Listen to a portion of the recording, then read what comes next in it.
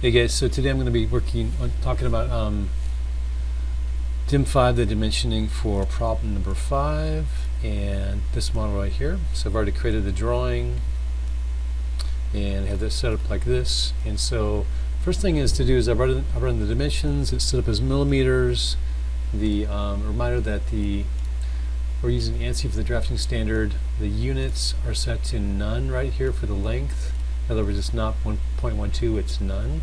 Just because millimeters just show it as, no 0.00 after this as far as the accuracy.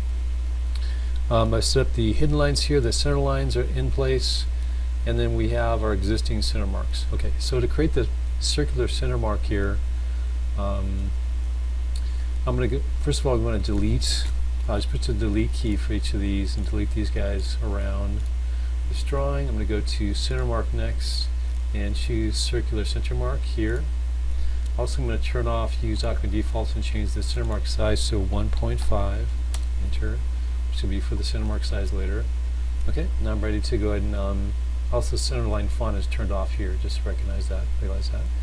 Okay, next thing is use the control key and select all these small circles in their edges around like this in the circle. So control key 1, 2, 3, and 4. Alright, and that's done. I'm going to check mark this and then click on these little guys here and drag them out because the center mark is for this larger circle as well, okay, for the outside of this cylinder.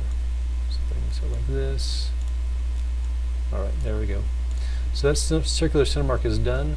Next thing is that because this is a cylinder, this diameter here should be on this cylinder over here, not showing as a whole diameter. So I'm going to use a shift key, drag this over, drop it onto here, and then bring it out like this. Alright, and then we're going to correct these center lines like this, these extension lines, sorry. Like that.